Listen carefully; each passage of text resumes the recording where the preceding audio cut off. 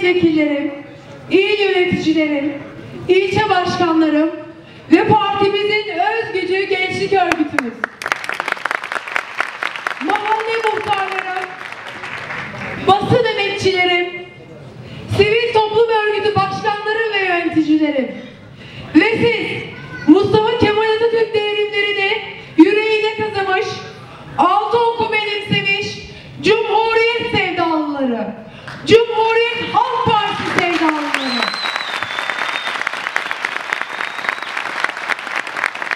yediden 70'e herkesin gönlüne taht kurmuş eski ilçe başkanımız Metin Doğan'ın milletvekilliği aday adaylık toplantısına hoş geldiniz.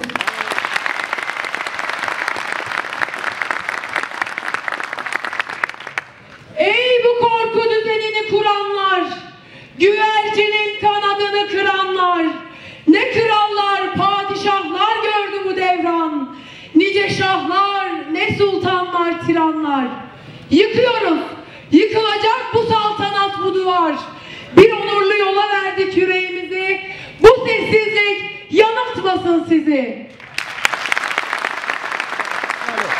Bugün Zeytinburnu'nun dört bir yanından aka aka, coşa coşa, heyecanla gelen bu salonu bir bayram yerine dönüştüren siz dostlara selam olsun.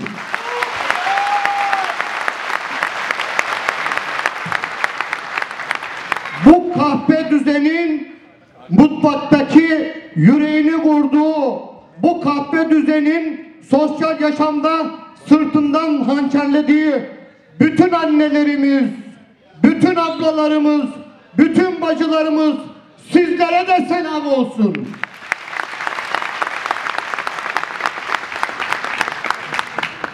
Hesapsız, kitapsız, anadan yürüyen kavganın tam ortasında, safların en başında Teğmen Kubilay'ın kardeşleri, devrimin ve denizin çocukları, umudun ve ulaşın yoldaşları, Ahmet Arif'in şiirinde belirttiği gibi kızlarım, oğullarım var gelecekte. Her biri cihan parçası, 1000 yıllık hasretimin goncası. Gözlerinden gözlerinden öperim, bir umudum kaldı sende dediği gençler, sizi de selamlıyorum, sizi de selamlıyorum.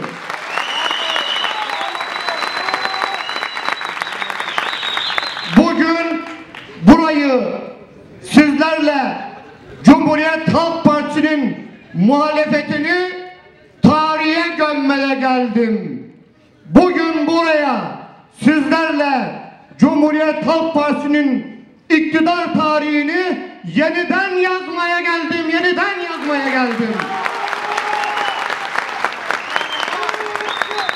Bu toplantıyı bugün yaparken, bugün yapılmasına karar verirken kimi dostlarımız iyi niyetle İstanbul'da kar var, boran var, hava ağır ve don dediler. Bu toplantıyı gerekirse daha uygun bir zaman dilimi içinde yaparsak daha iyi olur dediler. Ben de dedim ki Zeytinburnu'nun her sokağında benim bir ömür boyu mücadelem sindi bu sokaklara. Ben de dedim ki Zeytinburnu'nun her caddesinde özgürlük mücadelesinin anıları saklı. Ben de dedim ki bedel ödeye ödeye örgütümüzle sırt sırta dayanışma içinde en kötü günlerde, en zor koşullarda kavganın içinden geliyorum. Yağmurda, çamurda, karda, kışta, kıyamette sizlerle birlikte olduk. Bir milletvekili adaylığını açıklayacaksam ben meteoroloji tahminlerine, hava tahminlerine bakarsam ayıp etmiş olurum, ayıp etmiş olurum.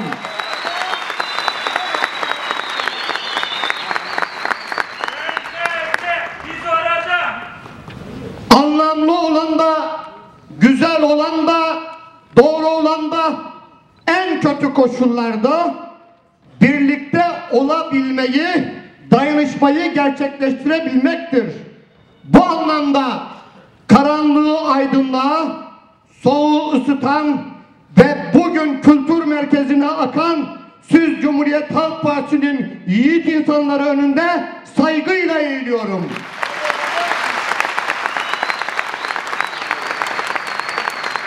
Cenazelerde birlikte olduk. Hüzünleri birlikte yaşadık. Ağıtlarımızı birlikte yaktık. Düğünlerimizde birlikte halay çektik. Birlikte coştuk. Sokak çeşmelerinde, avuç işlerimizde birlikte su içtik. Acımızı, sevincimizde paylaştık.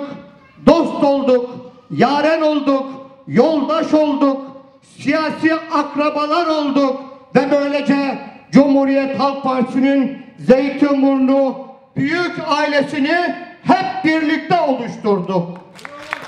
Bugün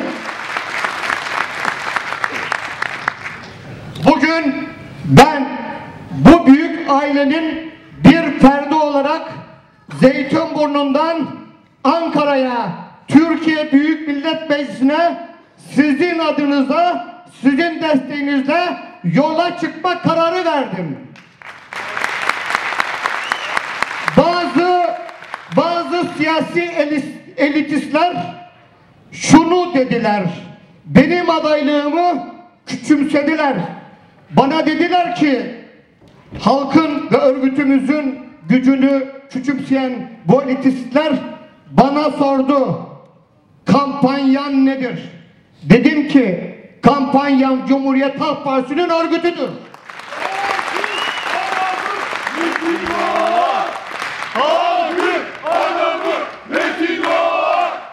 Dediler ki biraz evvel ilçe merkezinde sevgili Zeynel abiye de avukat Kağıthane ilçe başkanımıza da söyledim. Bana sordular. Dediler ki seçim bütçen nedir? Dedim ki emekli Mehmet amcanın geçim bütçesidir.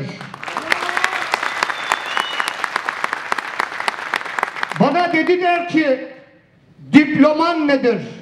Dedim ki 16 yaşında Koçar Deri Fabrikası'nda işe başladım. 17 yaşında sendika temsilcisi oldum. 18 yaşında sendikada bana emek diploması verdiler. Emek diploması verdiler. Bana dediler ki kariyerin nedir? Dedim ki biber gazına karşı ihtisasım var. Kazikli suya karşı çok antrenmanlıyım. Grev çadırlarında nöbetin ustasıyım dedim, nöbetin ustasıyım dedim.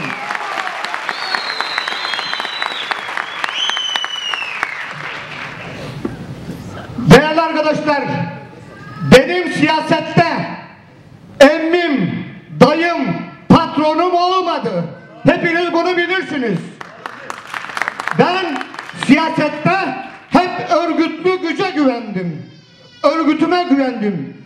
Yaşadığım süre içinde örgütümüzün iradesine sığınarak, o iradeden güç alarak partide yönetim kadrolarına seçildim. 25 yıl önce siyasal yaşamıma Seyit Nizam Mahallesi G2 sokak Roman komşularımın arasından gelerek başladım. Bugün de karşınızda milletvekili aday olarak çıktığımda yine Seyit Nizam Mahallesi G2 sokak Roman komşularımın huzurunda onlarla birlikte buraya geldim huzurunuza.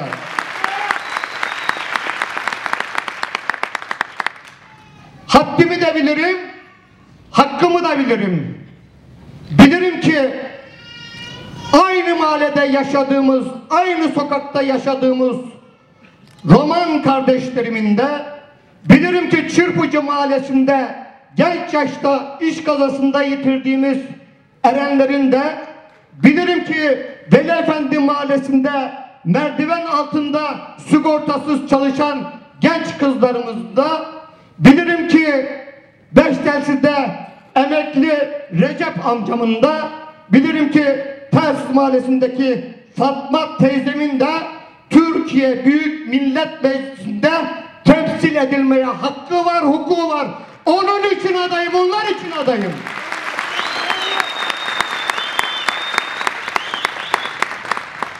Değerli arkadaşlar, yakın bir tarihte 17 Aralık 25 Aralık yolsuzluk haftasını geride bıraktık. Daha dün AKP milletvekilleri AKP hırsızlarını Yüce Divan'a göndermeyi engellediler. Şunu bilmenizi isterim ki hiçbir mahkeme kararı, hiçbir komisyon raporu ve hatta dünyanın bütün temizlik aletleri ve makineleri ve hatta dünyanın bütün temizlik sabunları ve deterjanlarının tonlarcasını getirin, bu AKP hırsızlarını temizleyemez, aklayamaz, paklayamaz. Buna güçleri yetmez. Çünkü hırsız, hırsızdır değerli arkadaşlarım. Bu yolsuzluk haftasına ilişkin biz Cumhuriyet Halk Partisi olarak 17 Aralık günü Sayın Tuncay Özkan ve Yasemin Öney Can Kurtaran'ın çağırdığı bir kapalı salon toplantısı düzenledik. Hepsini alnımdan öptüm, hepsini bağrına bastım. Cumhuriyet Halk Partisi'nin şanlı tarihine iz düşümü yaratmış gençlik kollarımız 27 Aralık akşamı ilçe binamızın önüne ve ilçe binamızda buna ilişkin bir protesto eylemi gerçekleştirdiler.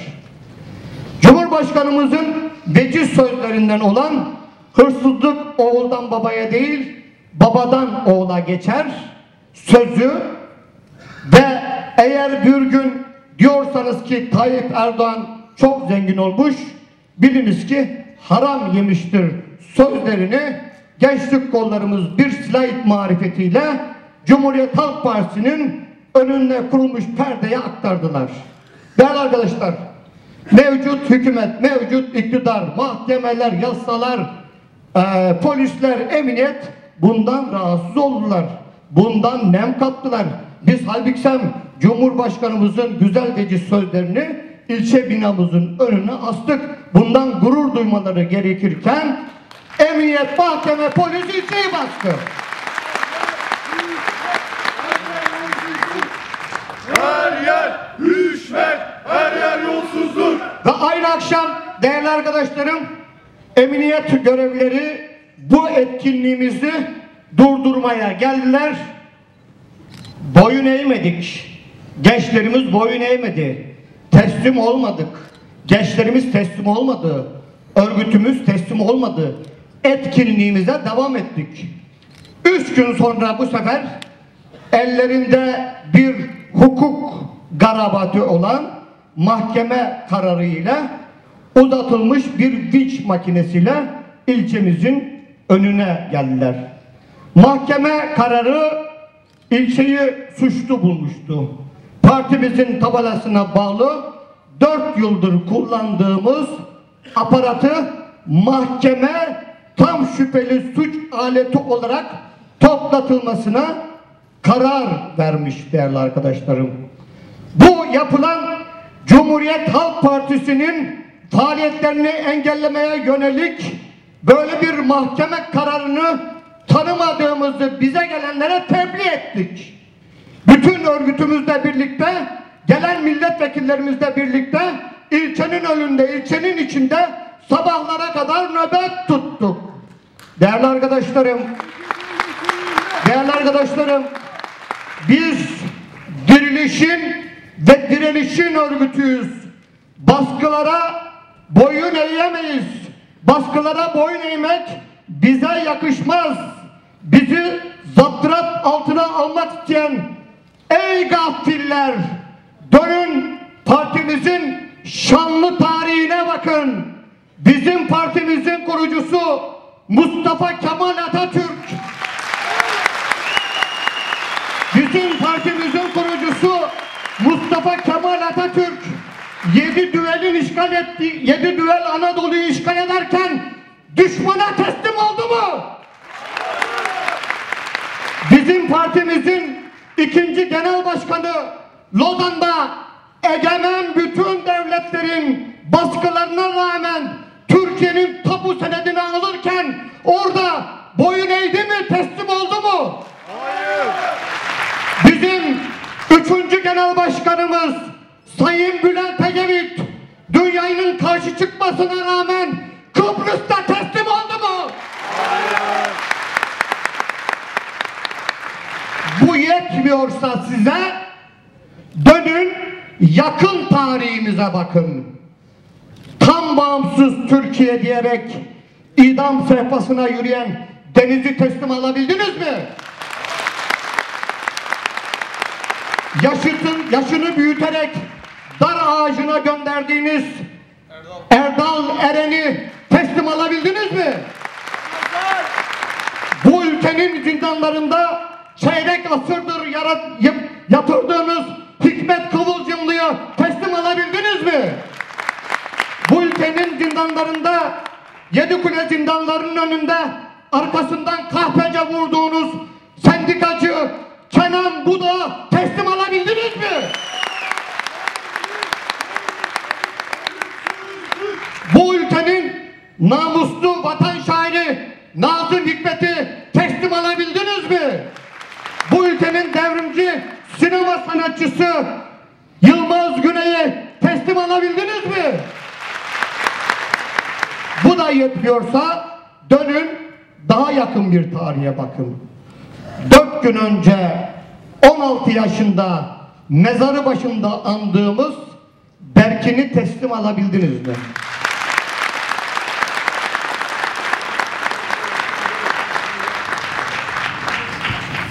Gezi kahramanlarından Eskişehir'de Ali İsmail Korkmaz'ı teslim alabildiniz mi? Ankara'da Ethem Sarısülü'yü teslim alabildiniz mi? İstanbul'da Mehmet Ayvalıtaş'ı teslim alabildiniz mi? İstanbul'da Hasan Ferit Gide'yi teslim alabildiniz mi? Antakya'da Abdullah Cömert'i teslim alabildiniz mi? Diyarbakır'da Medeni Yıldırım'ı teslim alabildiniz mi? Hatay'da Ahmet Atakan'ı teslim alabildiniz mi? En acısı ve en vahimi 74 yaşında kanser hastası Türkan Saylan'ı evinden alıp mahkemeye götürdünüz, onu da teslim alamadınız.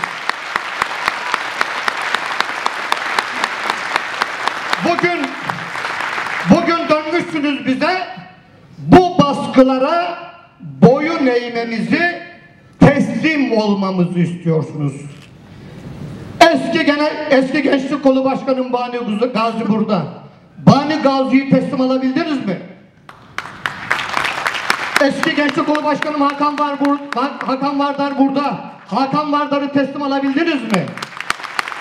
Askere uğurladığımız eski Gençlik Kolu Başkanı Murat Salcı'yı teslim alabildiniz mi? Bugünün kahramanı, ilçemizin destan yazanı Gençlik Kolu Başkanımız Tayfun Zorlu'yu nasıl teslim alacaksınız?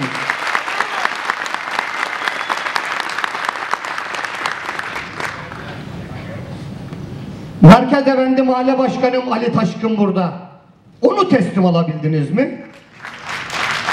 Seyit Nizam Mahalle Başkanım Suna Atma burada. Onu teslim alabildiniz mi? Beştersi Mahallesi burada. Onları teslim alabildiniz mi? Telsiz Mahallesi Başkanı Yücel Borgül aramızda. Onu teslim alabildiniz mi? Gökhan Mahalle Başkanı Selahattin Erbaş Yiğit İnsan aramızda. Onu teslim alabildiniz mi? Nuripaşa Mahalle Başkanı Hacı Zekeriya Dağhan burada. Onu teslim alabildiniz mi? Sümer Mahallesi Başkanı Hüseyin Üsküdar'la aramızda. Onu teslim alabildiniz mi? Yeşiltepe Mahalle Başkanı Günay Yurtsever burada. Onu teslim alabildiniz mi? Veli Efendi Mahalle Başkanımız Sadık Avcı aramızda. onu teslim alabildiniz mi? Çırpıcı Mahalle Başkanımız İzzet İvdik burada onu teslim alabildiniz mi? İlçe Başkanımız Barbaros Doğruöl burada onu da teslim alamadınız. Eski ilçe başkanı ve milletvekili adayı olarak bugün huzurunuzda diyorum ki size teslim olan alçaktır, alçak. İşte değerli arkadaşlar, benim adaylığım bu baskıya ve zulme karşı bir meydan okumadır. Cumhuriyet Halk Partisi'nin Zeytinburnu ilçesi milletvekili aday olarak meydan okuyorum size, meydan. Onun için adayım. Sizin önünüzde diz çökmeyeceğiz, aman dilemeyeceğiz. Ey Cumhuriyet Halk Partililer, bu baskılar karşısında dik durun, sağlam durun, Nuh gibi durun. Bu zulüm biter, bu karanlık elbette gider değerli arkadaşlarım, gider. İleri kazanacağız. İleri kazanacağız. İleri kazanacağız. Bugün dünyada akan kanın vesilesi olan ve ülkemizi teslim alan bu tekçi diktatörlük her şeyi kendi arzusu ve istekleri gibi yönetecekler, yönetmeyi düşünüyorlar. Bütün özgürlük alanlarımızı daraltmakta, kapatmakta ve yok etmekteler. Bütün sistemi, bütün düzeni kendisine bağlı ve tek düz bir anlayışla dizayn yapan bu eli kanlı iktidar bütün ülkeyi teslim almış durumda. Cumhuriyet Halk Partisi'nin yiğit savaşçıları, özgürlük savaşçıları bedel ödeyerek size söz veriyorum.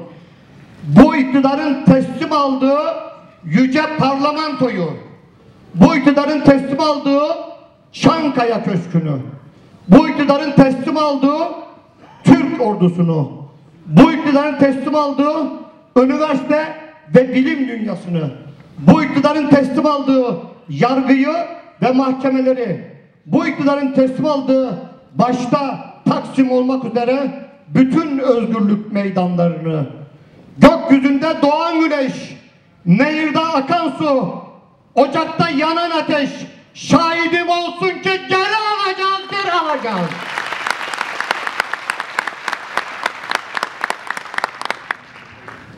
Türkiye'yi geri alacağız. Onun için adayım. Değerli arkadaşlar, bugün buraya karşınıza partimi temsilen ilk ve son kez milletvekili aday olarak geliyorum. Görüyorum ki Zeytinburnu halkı ve Zeytinburnu Cumhuriyet Halk Partisi örgütü artık Zeytinburnu'ndan milletvekili çıkarmanın susuzluğu içinde.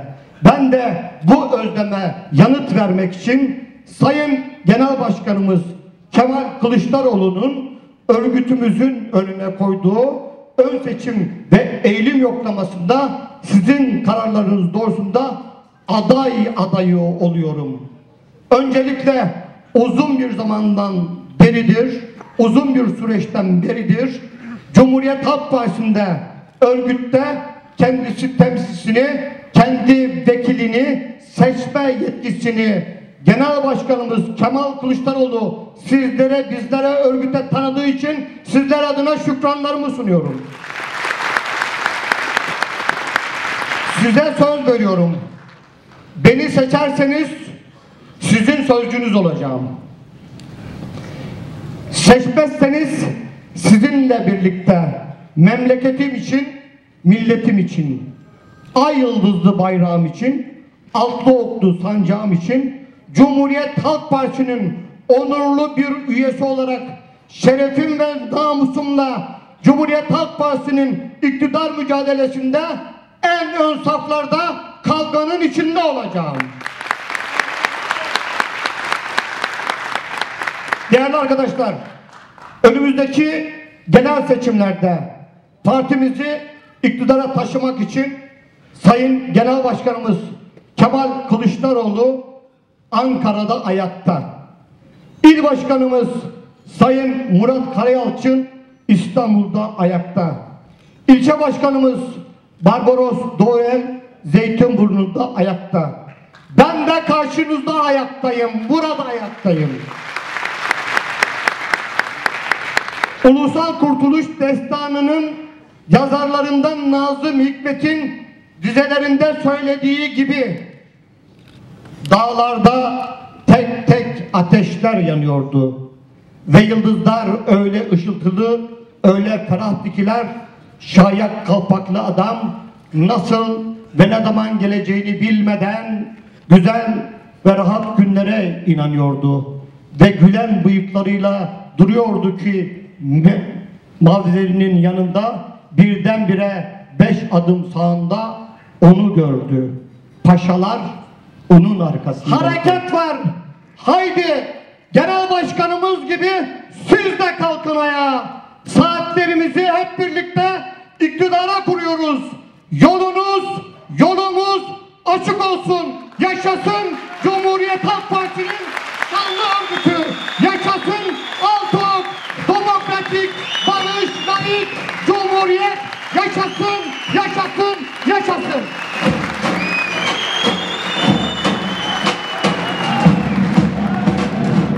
Elimizden öpüyorlar.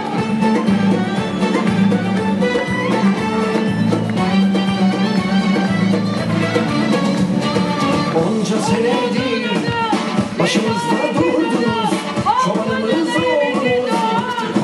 Onca senedir başımızda durdunuz, çobanımız oldunuz. Bıktık vallahi, yeter artık yordunuz. Bıktık billahi, nedir bu telaş, kavga dövüş bu dalaş. Yaşıyorsanız beleş. Bıktık vallahi, yeter artık yorulduk. Bıktık billahi. Güldür yüzümüzü, güldür yüzümüzü, güldür cebe. Güldür, güldür, güldür, güldür geliyor cebe. Güldür yüzümüzü, güldür yüzümüzü, güldür cebe. Özgür güzel günler için geliyor cebe.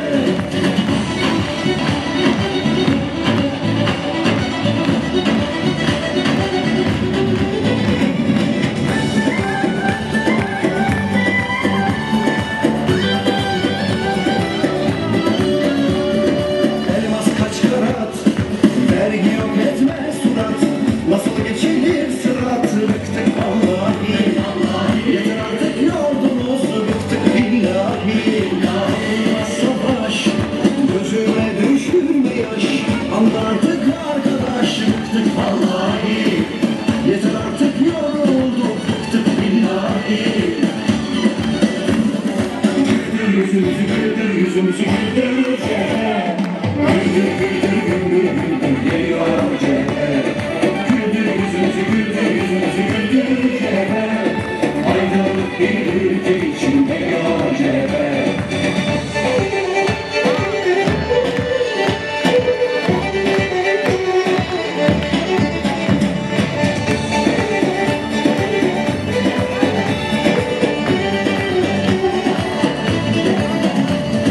Sıktınız gazı, yazdınız kara yazı. Öldük olduk